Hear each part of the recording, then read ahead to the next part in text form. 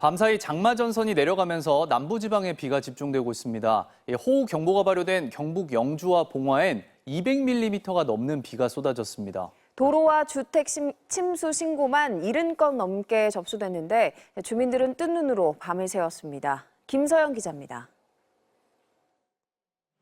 경북 영주의 한 아파트 주차장에 차량 여러 대가 흙더미에 파묻혔습니다. 흙을 덜어내고 차량을 꺼내기 위해 굴삭기까지 동원됐습니다. 어제 저녁부터 퍼붓던 장대비에 아파트 공사장 차단벽이 뚫리면서 안에 쌓여있던 흙더미가 바로 옆 다른 아파트 주차장을 덮친 겁니다. 3일 전인가 그때 비 많이 왔을 때도 터져가 내려왔고 또 지금 오늘은 비가 더 오니까 물이 고이도록 해놓고 이제 그 위로 물이 빠지도록 했는데 그 비가 워낙 많으면 안 되잖아. 그냥 확 밀었거든요. 흙더미는 빗물과 함께 골목을 따라 300m를 더 흘러내려가 또 다른 저지대 아파트 지하 주차장까지 덮쳤습니다. 이 아파트 지하 주차장은 제 발등 높이만큼 흙탕물이 들어찼습니다. 물폭탄이 떨어진 영주 시내 주요 도로는 차량 통행이 멈췄습니다. 주인을 잃은 오토바이도 도로 위에 그대로 쓰러져 방치됐습니다.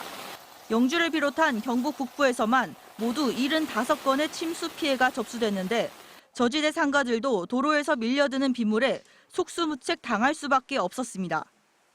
11시 반서부터 물이 차갖고 하수 내려가는 구멍은 여기 하나 해갖고 이물질이 많이 끼니까 계속해서 이거 막고 여기 또 상가로 물 못 들어오게 나무 갖다 막고 이래. 저희들은 지금 천장까지 비가 새가지고 닦아내고 있습니다. 영주 서천 월호교 지점에는 홍수주의보가 발령됐고 영주와 안동 일부 지역에는 산사태 경보까지 발령됐습니다. 앞서 어제 오후 시간당 30mm가 넘는 폭우가 쏟아진 예천군에선 갑자기 불어난 물에 주민 5명이 고립됐다가 구조되기도 했습니다. MBC 뉴스 김서연입니다. 대장동 일당에게 청탁을 받고 거액을 약속받았다는 혐의를 받는 박영수 전 특별검사의 구속영장이 기각됐습니다.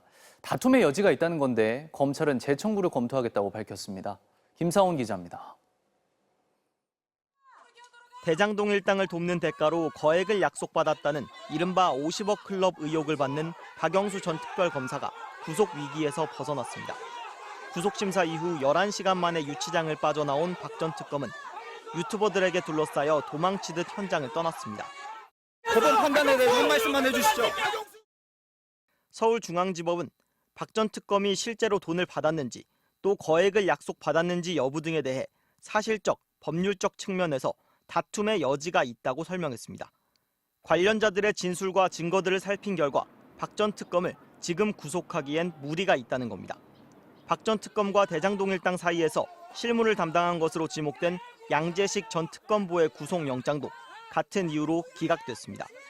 박 전 특검은 우리은행 이사회 의장으로 재직할 당시 대장동 컨소시엄에 우리은행을 참여시켜달라는 청탁과 함께 200억 원을 약속받고 청탁이 무산되자 2차로 대출 청탁과 함께 50억 원을 약속받은 혐의를 받고 있습니다. 또 이중일 부인 5억 원과 변호사 협회장 선거 비용 3억 원을 받은 혐의도 적용됐습니다. 박 전 특검은 구속심사에 출석하면서 의혹에 대해 공개 사과했는데 혐의는 전면 부인했습니다. 진실은 곧 밝혀질 거로 저는 확신합니다. 여전히 우리은행에 영향에 행사하신 적 없으십니까? 없습니다. 네. 50억 클럽에 대한 검찰 수사에는 제동이 걸렸습니다. 200쪽이 넘는 프레젠테이션을 통해 구속 필요성을 주장했던 검찰은 기각 사유를 납득하기 어렵다며 반발했습니다. 그러면서 보강 수사를 통해 구속영장 재청구 여부를 검토하겠다고 밝혔습니다. MBC 뉴스 김상훈입니다. 윤석열 대통령이 어제 통일부 장관 후보자를 포함한 대규모 개각을 단행했습니다. 취임 2년 차 만에 사실상 첫 개각으로 역도 금메달리스트 장미란 교수가 문체부 차관에 발탁되는 등 장관급 2명, 차관급 13명이 교체됐습니다. 김민찬 기자입니다. 권영세 통일부 장관 후임자로 김영호 성신여대 교수가 지명됐습니다. 대북 강경파로 분류되는 김 후보자는 이명박 정부에서 통일비서관과 외교부 인권대사 등을 역임했습니다. 장관 임명 시 원칙 있는 대북 정책, 또 일관성 있는 통일 전략을 추진해 나갈 적임자라고 판단했습니다. 장관급인 국민권익위원장에는 김홍일 변호사가 내정됐습니다. 고등검사장 출신으로 조직을 안정시킬 적임자라는 게 대통령실의 설명입니다. 권익위를 빨리 안정시키고 부패 방지와 국민 권익 구제라는 본연의 업무에 집중해서 국민들로부터 신뢰받는 국가기관이 되도록. 전체 중앙부처 중 절반이 넘는 11개 부처 차관도 교체됐습니다. 특히 체육과 정책 홍보 등을 담당하는 문체부 2차관에는 역도 금메달리스트인 장미란 용인대 교수가 깜짝 발탁됐습니다. 대통령실 고위 관계자는 현장과 이론을 다 겸비한 만큼 체육계에 새 바람을 불어넣어줬으면 좋겠다는 취지라고 인선 배경을 설명했습니다. 국토부 1, 2차관과 과기부, 해수부, 환경부에는 대통령실 비서관이 각각 차관으로 전진 배치됐고 기재부와 외교부 2차관은 내부 승진하는 등 차관급만 13명이 내정됐습니다. MBC 뉴스 김민찬입니다. 미국에서는 소수인종 우대 대학 입학 전형이 위헌이라는 판단이 나왔습니다. 신입생을 뽑을 때 피부색으로 평가해서는 안 된다는 건데 바이든 대통령은 강력히 반대한다는 입장을 밝혔습니다. 워싱턴에서 왕종명 특파원입니다.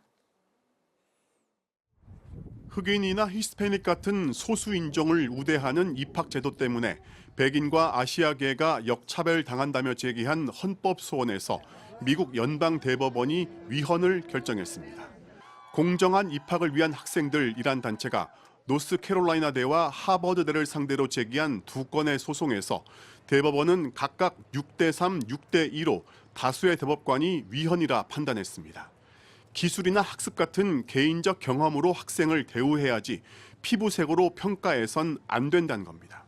Chief Justice John Roberts wrote the majority opinion for the court in which he said the Constitution does not permit colleges and universities to use race. 대학 측은 인종은 학생을 선발하기 위한 여러 평가 항목 중 하나일 뿐 당락을 결정할 만큼 중대한 변수는 아니라고 해명했지만 인정되지 않았습니다. 소수인종 배려 입학 정책은 1961년 케네디 대통령 당시 인종이나 신념과 상관없이 고용되도록 정부 기관이 적극적인 조치를 취하라는 행정명령을 계기로 각 대학이 도입한 제도입니다. 바이든 대통령은 즉각 반발했습니다. 특혜가 아니라 소수인종에 대한 미국 사회 차별을 인정하는 정책이었다며 교육부에 대책을 지시했습니다. It means understanding the particular hardships that each individual student has faced in life, including racial discrimination that individuals have faced in their own lives. 이번 판결이 교육은 물론 고학력자에 유리한 고용시장, 나아가 소수인종 참여가 축소되는 정치 사회적 파장으로 이어질 거란 우려가 나옵니다. 반면 성적은 좋지만 그들 사이 치열한 경쟁 때문에 명문대 진학에 어려움을 겪던 한인 등 아시아계 학생에게는 진학문이 넓어질 거란 예상도 나옵니다. 낙태권 폐지에 이어 이번 판결까지 현재 6대3으로 보수 성향이 다수인 연방대법관 이념 지형이 그대로 적용됐습니다. 워싱턴에서 MBC 뉴스 왕준명입니다.